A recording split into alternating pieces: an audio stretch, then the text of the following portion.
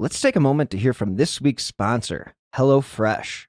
With HelloFresh, you get farm-fresh, pre-portioned ingredients and seasonal recipes delivered right to your doorstep. Skip trips to the grocery store and count on HelloFresh to make home cooking easy, fun, and affordable. That's why it's America's #1 meal kit. Pre-portioned ingredients help cut down on food waste, while step-by-step instructions make cooking a breeze, not so much of a chore. HelloFresh gets it you want options when it comes to what you want to make for dinner, not just the same old thing all the time. That's why they offer 40 recipes to choose from every single week, so you'll never get bored, and you can always find something new to try and love. And personally, that's why I love HelloFresh, because I live alone, and it's easy for me to turn to HelloFresh for a quick and easy meal. So go to HelloFresh.com/whokilled50 and use the code WHOKILLED50 for 50% off plus free shipping. Again, go to HelloFresh.com/whokilled50 and use the code WHOKILLED50 for 50% off plus free shipping. This is America's #1 meal kit, so enjoy HelloFresh. Wireless data. It's what connects us to just about everything. And full power licensed spectrum is how it gets from point A to point B. Americans will use 5 times more 5G data by 2027.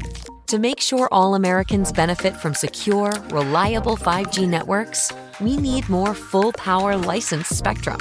Go to more5gspectrum.com to learn more.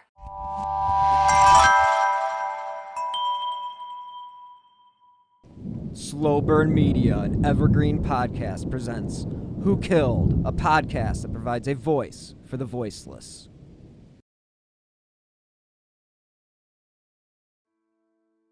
As far as we know, the children's Tylenol, the chewable, have not been implicated yet. Exactly what is going on right now, they're just assuming that it could be the cyanide-laced capsule also. Waiting Control Center. The phone has been ringing off the hook at Rush Presbyterian St. Luke's Medical Center in Chicago. It's the regional poison control center for the entire Chicago area. Poison specialist Lane Olaf. We've been receiving calls about once every 15 seconds. At Rush Presbyterian St. Luke's, we only have 3 poison lines, and they're lit up constantly, ever since yesterday morning. Right now, they're telling people which lots of Tylenol are known to have contaminated capsules and checking to see if callers have displayed any symptoms of cyanide poisoning. If they have it, tell them to go in the emergency room. If they don't have that and they took it yesterday, we just tell them, you're probably going to have no problem with it. Just hold on to the bottles. Don't take any Tylenol Extra Strength for the time being until you hear otherwise. Most of what's going on here is informational. Officials here say if anyone has taken a cyanide-laced Tylenol capsule, they probably wouldn't be able to make it to the phone to call. I'm Jeff Locke, CNN, at Rush Presbyterian St. Luke's Medical Center in Chicago. It's been almost 30 years now since that Tylenol scare gripped this nation. The cyanide tampering of those bottles was deadly, and today we learned of a major development in this cold case. FBI investigators are now looking at a possible link to the Unabomber. Pierre Thomas explains why. It was a national nightmare. Someone was lacing Tylenol with cyanide. 7 people murdered in Chicago in the fall of 1982. Cyanide contains Tylenol. This product may be contaminated with cyanide and should be destroyed. It dominated headlines. A nationwide search is underway today to find a man and a woman wanted for questioning in the Tylenol murders. A case that literally changed the way Americans shop. The Tylenol scare prompted the nation's first mass recall of a retail product. Tamper-proof medicines now a fact of life. 3 decades later, the case remains unsolved. Now a shot in the dark. The Unabomber terrorized the country for 18 years. You're responsible for these bombings. Injuring 23 people and killing 3 in a series of mail bombings. As it turns out, Kaczynski grew up in the Chicago area where the Tylenol attacks happened. 4 of his bombings took place there between 1978 and 1980.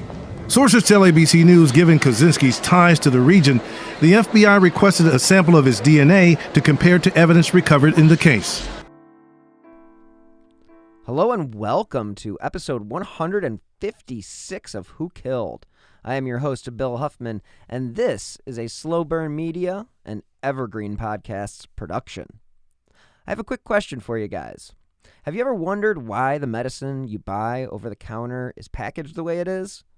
Sure, you'd probably say something along the lines of, it prevents people from tampering with the bottle, which would be correct. The next question I would ask is, when do you think they started making the packaging in the seal-proof way? You may reply with something like, probably since they started selling medicine. Unfortunately, this would be wrong. It is not a mistake to think companies have always had the safety of their consumers front and center, but this wasn't and maybe still isn't the case. Now, what if I told you the new packaging wasn't mandated until the mid-1980s? Blasphemy, you might say. But it's a sad fact that you could pretty much open a pill bottle and take one out, or add one. Most of you know exactly where I'm going with this, and that would be the subject of this week's show. If you couldn't tell by the trailer, we are discussing the Chicago Tylenol murders. Now, in September of 1982, a 12-year-old girl and 6 adults around the Chicago area died suddenly and mysteriously. Now, thank you to the Associated Press, here is a pretty concise timeline of the Tylenol poisonings that began in that September of 1982, as well as how quickly some of these companies, or the company involved, acted. So September 30th, 1982, at 9:30 a.m., a Chicago area medical official says 2 brothers and a 12-year-old girl died September 29th of a lethal dose of cyanide in capsules of an extra strength Tylenol. The victims were Adam Janus, 27, Stanley Janus, 25, and Mary Kellerman. Now, 2 women, Mary Reiner and Mary McFarland, also of the Chicago suburbs, were pronounced dead after having taken extra-strength Tylenol on September 29th. Stanley Janus, his wife, Theresa, was near death. She also took capsules of the pain reliever that were tainted with cyanide. Investigators said the cases were being treated as homicides, and the manufacturer, McNeil Consumer Products, recalled 4.7 million of the capsules containing the lot number MC2880. Stores nationwide began pulling the best-selling pain reliever off their shelves.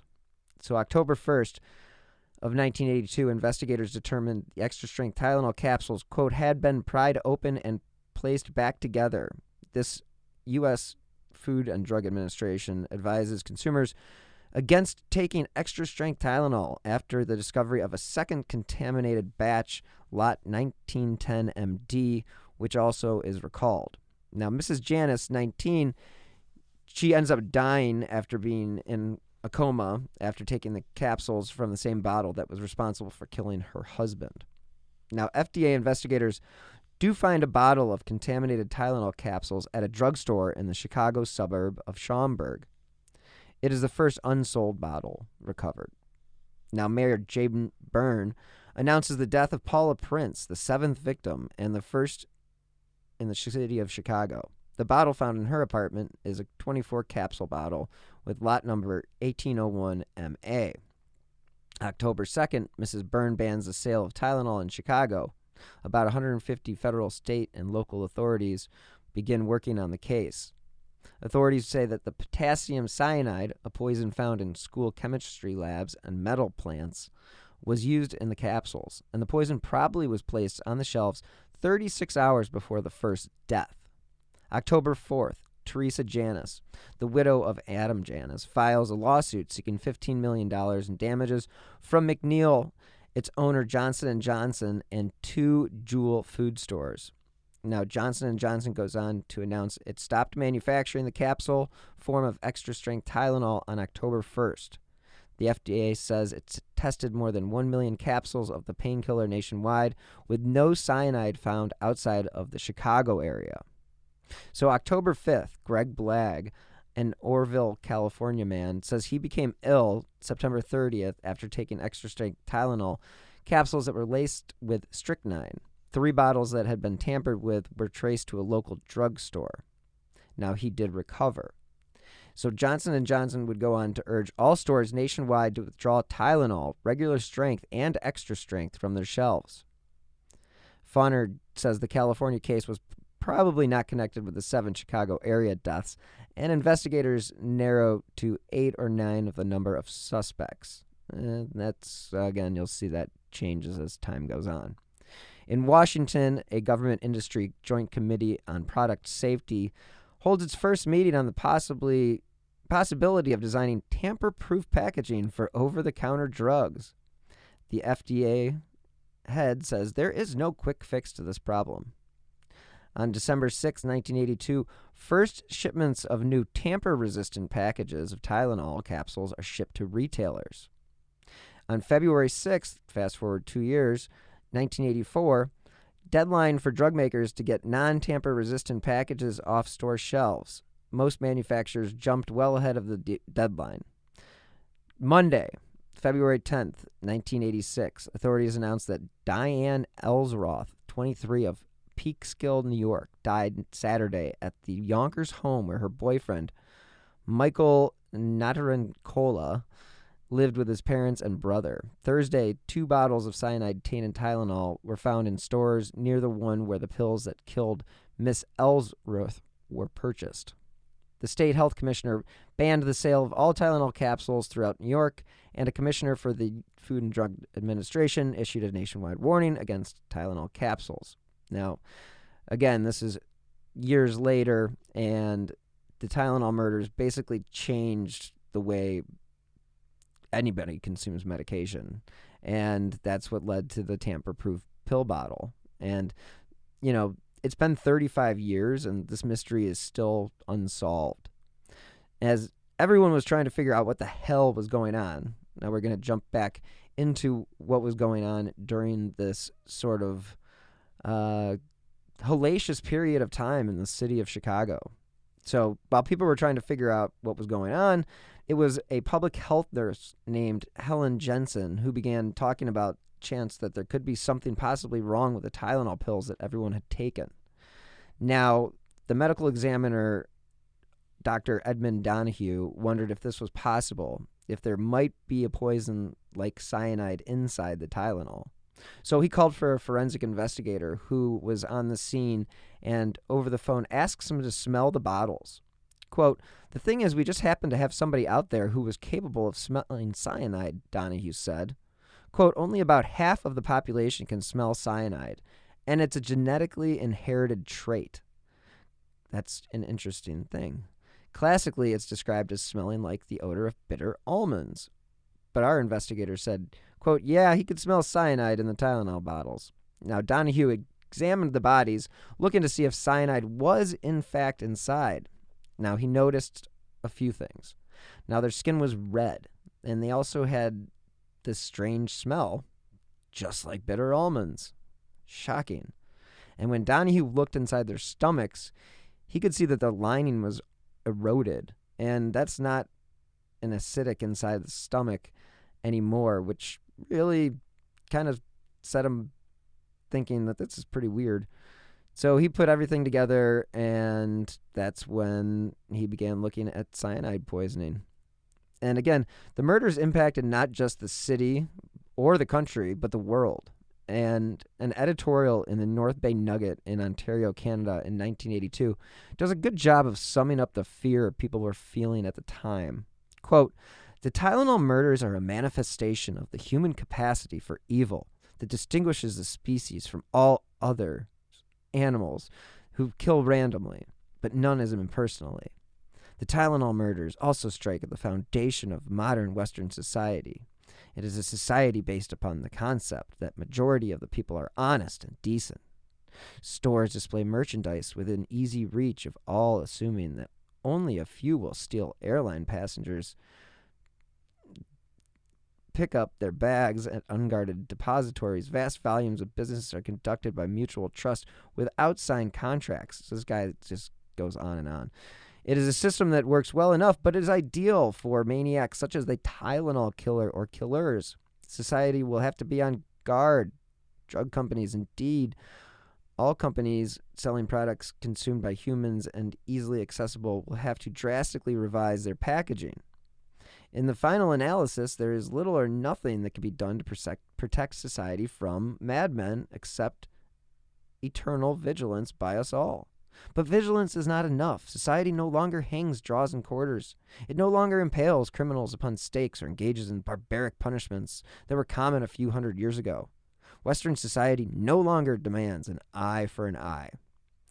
All right, so here we have a reader or whatever writing into their local newspaper, and you can tell he's fired up. And he's not wrong, because we do live in this sort of like give and take society where we do trust people to, give us an Uber or whatever. And that's, if you would have said that 20 years ago, like, oh yeah, we just picked up somebody on an app, you'd be like, oh, this is weird. And so, yeah, it happens. So anyway, history.com did a great piece. Now, they always do good stuff, but they went on to say, the manufacturer of Tylenol, Johnson & Johnson, immediately cut all production and advertisements of Tylenol and advised the public not to take any medicine with acetaminophen in it. After the discovery that only capsules had been tampered with, the company offered to replace all purchased capsules.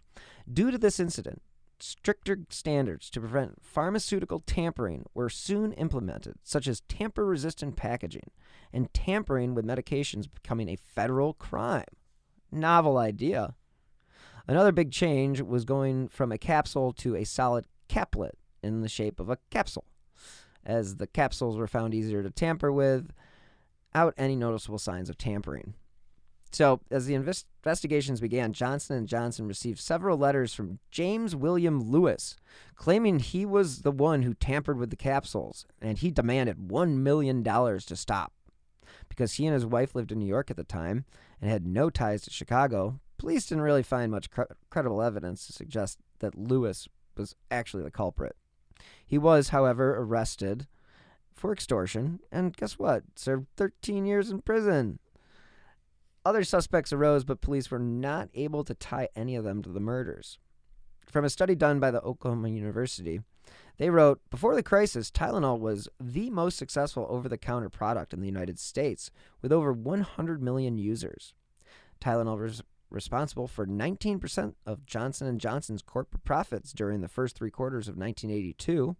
Tylenol accounted for 13% of Johnson & Johnson's year-to-year sales growth and 33% of the company's year-to-year profit growth. Tylenol was the absolute leader in the painkiller field, accounting for a 37% market share, outselling the next 4 leading painkillers combined that included Anacin, Bayer, Bufferin, and Excedrin. Had Tylenol been a corporate entity unto itself, profits would have placed it in the top half of the Fortune 500.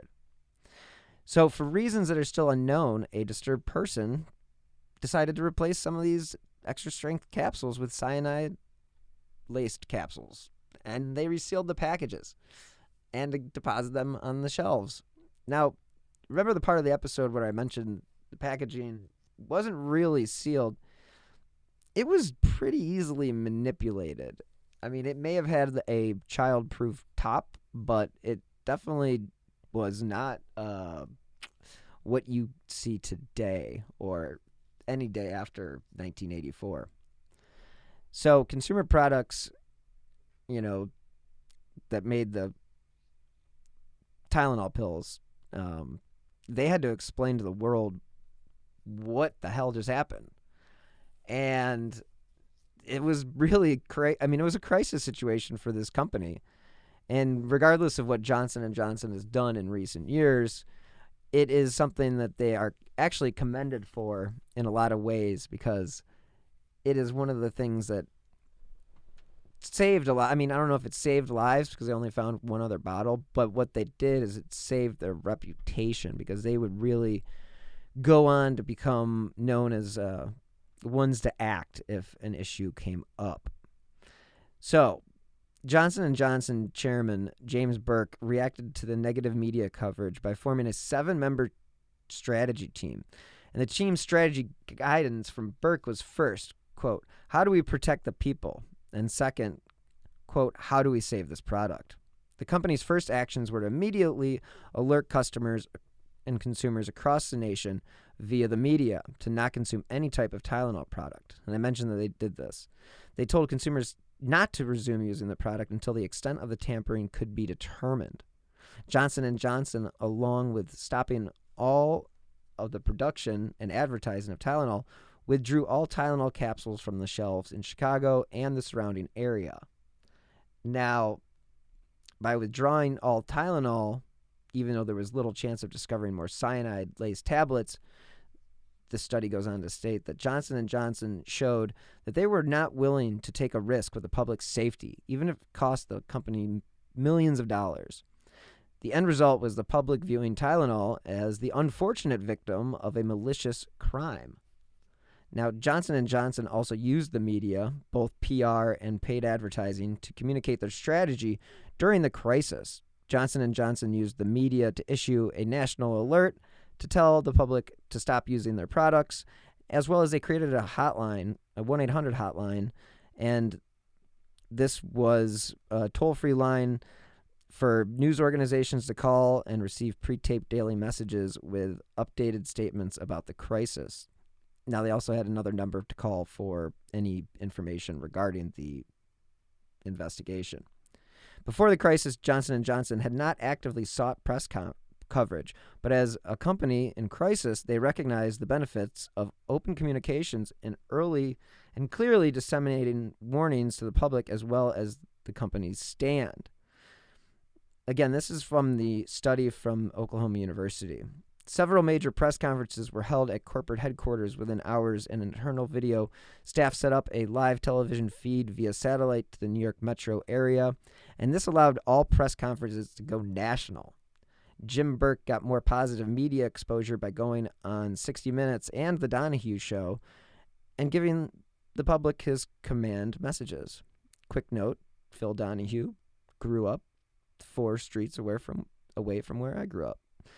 Johnson & Johnson communicated their new triple safety seal packaging, a glued box, a plastic sear over the neck of the bottle, and a foil seal over the mouth. Now, again, you all probably think this is just completely normal, but this didn't even change until the middle 80s. Like, that's insanity. I think anybody who was taking pills back then, it's like, what the hell were you actually taking? It's really hard to believe that it took some psychopath that long to figure out, wow, I could really screw up somebody's life. And it's really weird. I mean, you know, the initial media reports, they focused on the deaths of the American citizens from a trusted consumer product. And, you know, in the beginning, the product tampering was not known. Thus, the media made a very negative association with the brand name. All 3 networks led with the Tylenol story on the first day of the crisis. CBS put a human face on the story, which contained the following. Quote, when 12-year-old Mary Kellerman of Elk Grove Village, Illinois, awoke at dawn with cold symptoms, her parents gave her 1 extra strength Tylenol and sent her back to bed. Little did they know they would wake up at 7 a.m. to find their daughter dying on the bathroom floor. Wow, that's pretty heavy. The print media weighed in with equally damaging headlines. Time magazine, quote, poison madness in the Midwest. Newsweek, quote, the Tylenol scare. And the Washington Post, the Tylenol killer or cure. So the media was not only focused on the deaths, but it was also pervasive. Throughout the crisis, over 100,000 separate news stories ran in U.S. newspapers and hundreds of hours of national and local television coverage. A post-crisis study by Johnson & Johnson said that over 90% of the American population had heard of the Chicago's deaths due to cyanide-laced Tylenol within the first week of the crisis. 2 news clipping services found over 125,000 clippings on the Tylenol story. One of the services claimed that this story had been given the most U.S. news coverage since the assassination of JFK. That's insane. Media reporting would continue to focus on Tylenol killing people until more information about what caused the deaths was made available. In most crises, media will focus on the sensational aspects of the crisis and then follow with the cause as they learn more about what happened. And having worked in the media and being a producer in television, yes, that is a true thing. There is a lot of manipulation that goes on and you throw it at the wall and you see what sticks. And on that note, let's take a moment to hear from the products that help keep this show running. China is making 370% more 5G spectrum available than America. Tell Congress to restore FCC auction authority and allocate more 5G spectrum to make sure America leads the industries and innovations of the future. Go to more5gspectrum.com to learn more. This podcast is sponsored by BetterHelp Online Therapy. We all know relationships take work, especially the most important one you have in your life, and that's the relationship with yourself. I mean, we all will go help someone in a time of need, and we'll go out of our way to treat other people well. But we have to take a moment and recognize, do we always give ourselves the same treatment? I know that I go out of my way to take time each day to focus on myself. I mean, it's just part of my routine.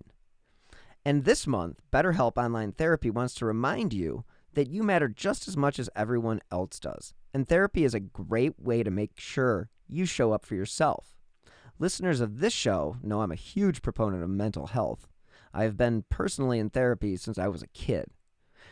So, BetterHelp is online therapy that offers video, phone, and even live chat sessions with your therapist, so you don't even have to see someone on camera if you don't want to. It's much more affordable than in-person therapy, and you can be matched with a therapist in under 48 hours. Give it a try and see why over 2 million people have used BetterHelp Online Therapy.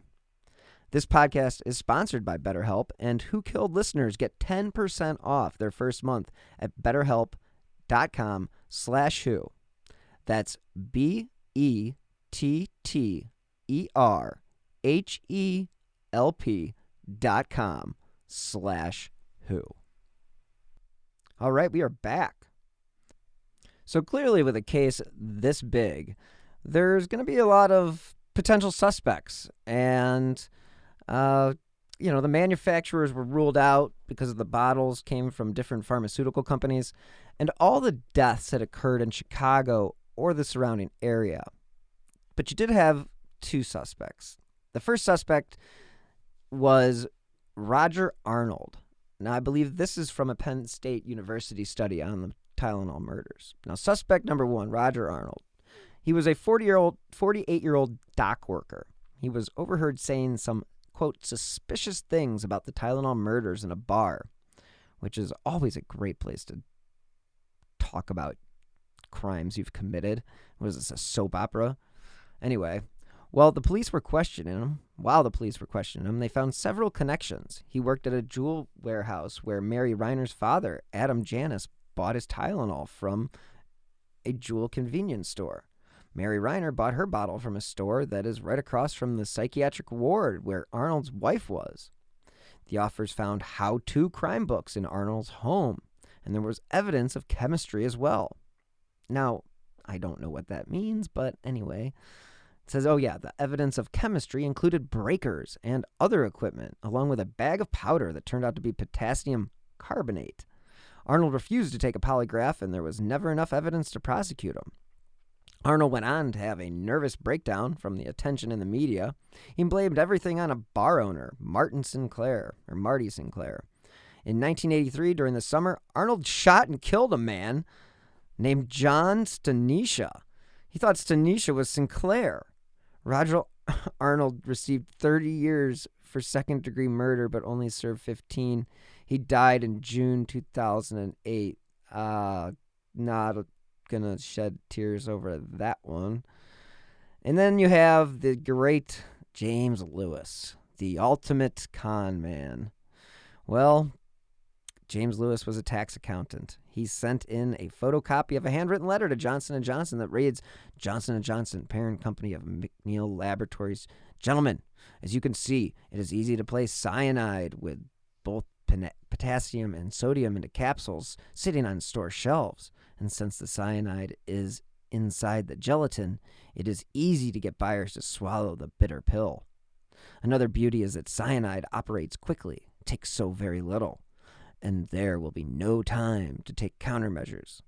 If you don't mind the publicity of these little capsules, then do nothing. So far, I've spent less than $50, and it takes me less than 10 minutes per bottle. If you want to stop the killing, then wire $1 million to bank account number 8449597 at Continental Illinois Bank, Chicago, Illinois. Don't attempt to involve the FBI or local authorities. A couple of phone calls by me will undo anything you can possibly do. Authorities know it was from Lewis because it had its fingerprints on it. Wow, this guy was not the brightest bulb in the chandelier. So, guess what? An arrest warrant was issued on December 13th, and he was spotted at a public library in New York. And that ended the manhunt. The crazy story continues to get crazier. The bank account Lewis listed did not belong to him. It actually belonged to Frederick Miller McCahey. Lewis believed McCahey had stiffed his wife out of $511 in change. This clown Lewis only included McCahey's bank account in hopes the blame would go to him and expose the theft. It had nothing to do with the murders. But the letter wasn't the only piece of evidence that led police to think he would be possibly capable of committing this crime. When Lewis was 19, he decided to chase his mother around the house with an axe. In 1966, he was committed to a state mental hospital after he overdosed on Anacin, which again is like Tylenol. While he was in the mental hospital, he was diagnosed with catatonic schizophrenia. Lewis later claimed those acts were his attempts to escape the Vietnam draft. Lewis was charged and acquitted for the murder of Raymond West. West had been found dismembered in his own home in the summer of 1978. After the murder experience, Lewis and his wife launched a business venture that attempted to import pill-making machines to India. Well, needless to say, that was a short-lived venture. In 1981, Lewis was suspected of using fake addresses and mailboxes to falsify credit applications. The police found plenty of also other incriminating evidence in his home. So Lewis and his wife fled Chicago and lived under fake names for almost a year until the Chicago Tylenol murders. Now, Lewis bought Amtrak tickets for Chicago to New York on September 4th, 1982. The Tylenol killer would have had to plant the cyanide pills close to the consumption date, or else the cyanide would have eaten through the pills. Some investigators said that it was possible that the perpetrator flew into O'Hare, rented a car, planted the poison, then left Chicago. Surveillance from one of the drugstores showed a man who could have been Lewis, but they didn't have a positive ID, and no one could place Lewis in Chicago closer to when the deaths occurred. Again, the deaths occurred in late September. Now, law enforcement did not have enough to prosecute Lewis, but his letter did lead him to being convicted of extortion. Way to go, James. And guess what? He got sentenced to 20 years in prison, which he only served 13. But while he was in prison, Lewis did offer his help.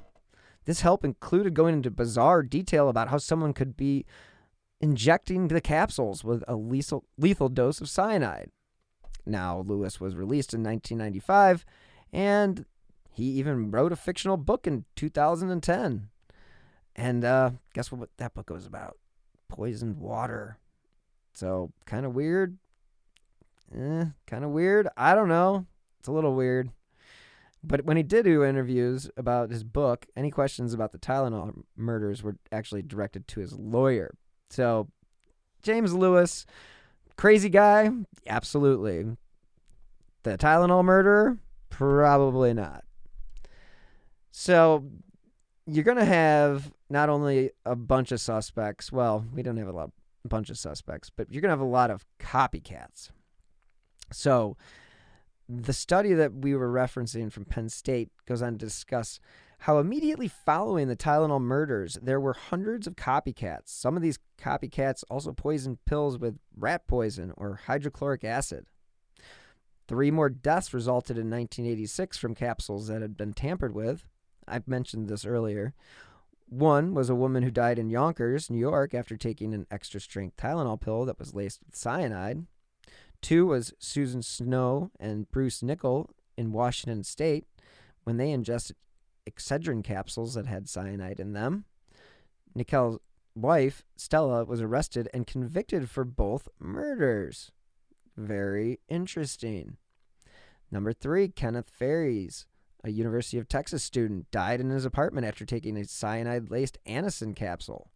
His death at first was labeled a homicide, but the medical examiner eventually changed the ruling to suicide, saying that he obtained cyanide from the lab that he worked at. Also in 1986, Incaprin was recalled after a hoax in Chicago and Detroit. The recall resulted in a sales drop and the withdrawal of the pain reliever from the market. Investigators at the time said whoever was responsible took Tylenol packages from the store, injected the contents with cyanide, and then put them back on the shelves. As I mentioned before, this event changed how we take medicine. According to a KERA investigation, quote, after the deaths in Chicago, Johnson & Johnson did something that turned the drug industry on its head and affects the way we take pills today. They changed packaging and the actual pills. It sounds like a trivial change, but the switch from capsules to caplets affected other drug companies too. After Johnson & Johnson upgraded their packaging and adopted caplets, the whole industry rebooted. Dr. Howard Markle, a University of Michigan professor, specializes in the history of medicine, said, quote, I can't think of a single scary event that affected so much change in the physical presentation and the change and packaging of a medication other than the Tylenol scare. Only a professor would put out a quote like that. This led to a change in the law. In 1983, the federal anti-tampering bill was introduced that made it a felony to tamper with medicines. Some people still call it the Tylenol bill. The same bill made it an FDA requirement for medicines to be packaged with tamper-resistant technology, things like blister packs, shrink-wrap bottle covers, and visible seals. So, of course, everybody at the time thought Tylenol would pretty much die a slow death because of the fact that they were getting a horrible reputation in the public. But Johnson & Johnson's basically turned the tables, and they made one of the, quote, greatest comebacks since Lazarus. Now, Markle, the medical historian, calls it the biggest turnaround. Quote, the Tylenol story did change how most large corporations handle the recall issue. When they found something was wrong, it was no longer acceptable to turn your head the other way.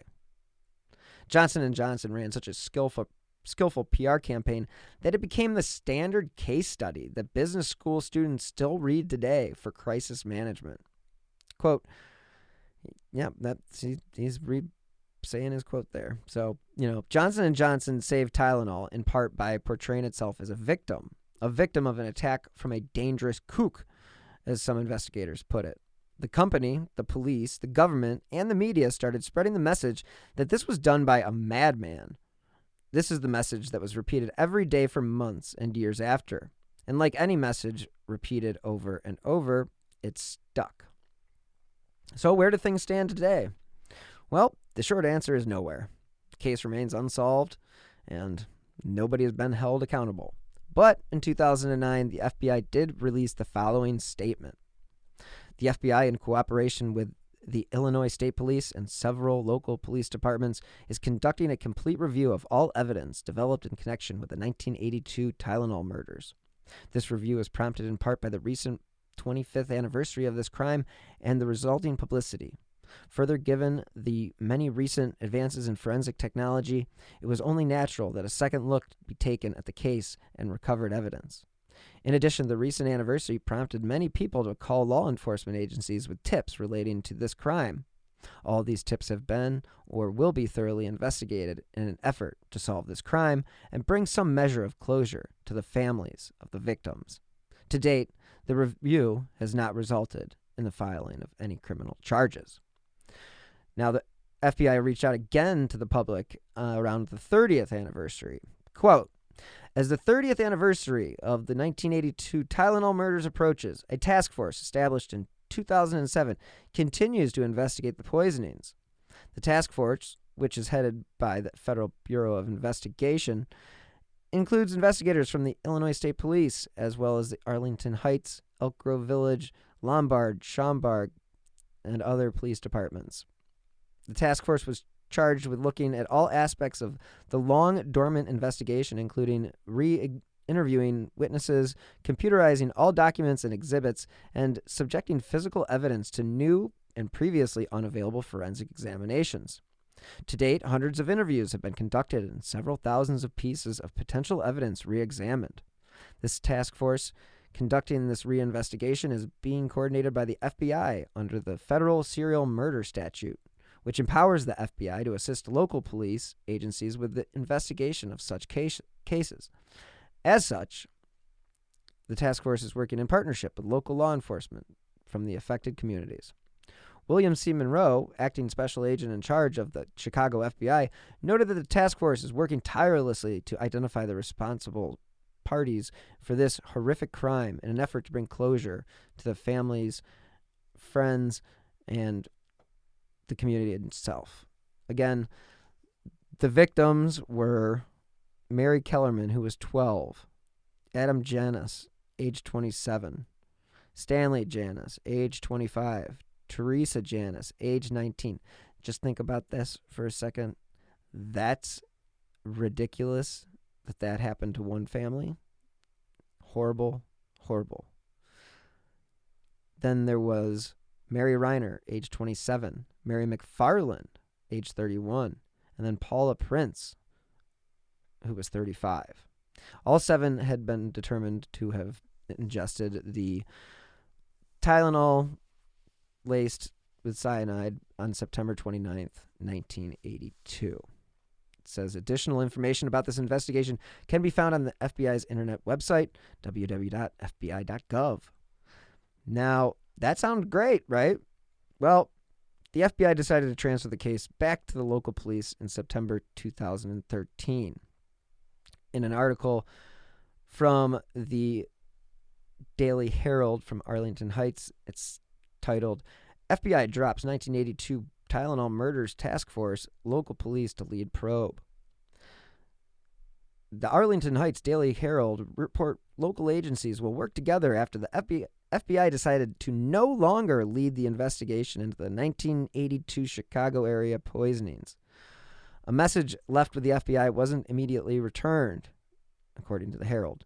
A task force examining the 7 deaths once had 140 members, including federal, state, and local investigators, and they were chasing down thousands of leads.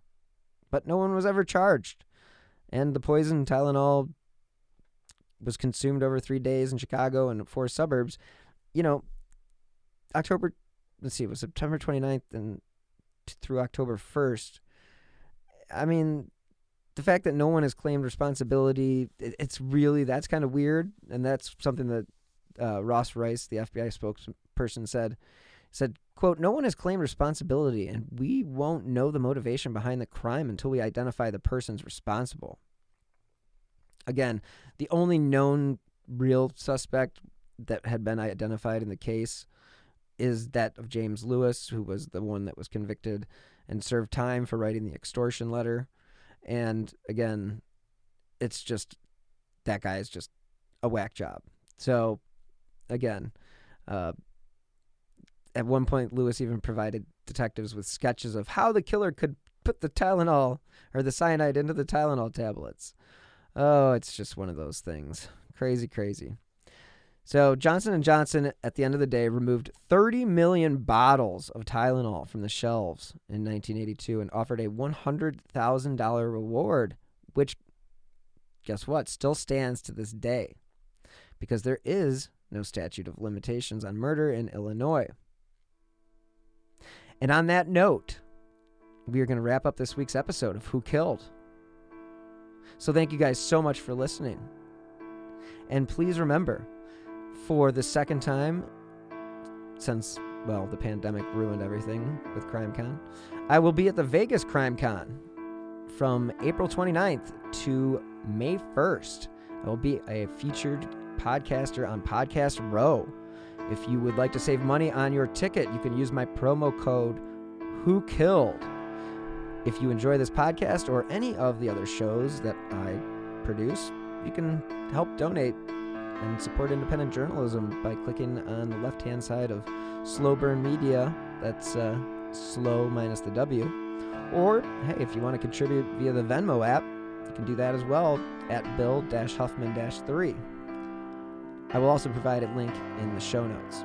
Now, I've said it before, I'll say it again. Every contribution helps keep these Slow Burn podcasts running. You can also help support the show by leaving a 5-star review on Apple Podcasts or wherever it is you listen to your favorite shows. Those 5 stars do help keep the important cases that I cover in the spotlight. And again, this case is unsolved.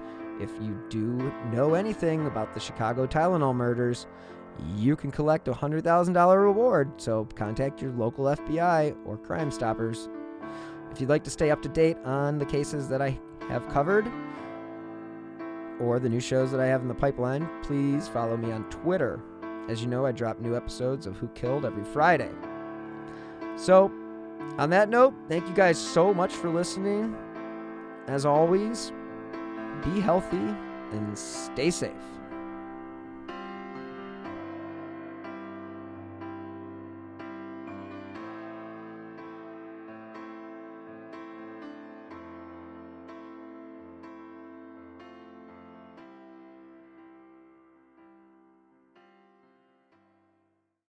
Have you ever wondered about things that go bump in the night, or objects in the sky, or other things you just couldn't explain? Then join me, Jim Mallard, on my podcast, The Mallard Report.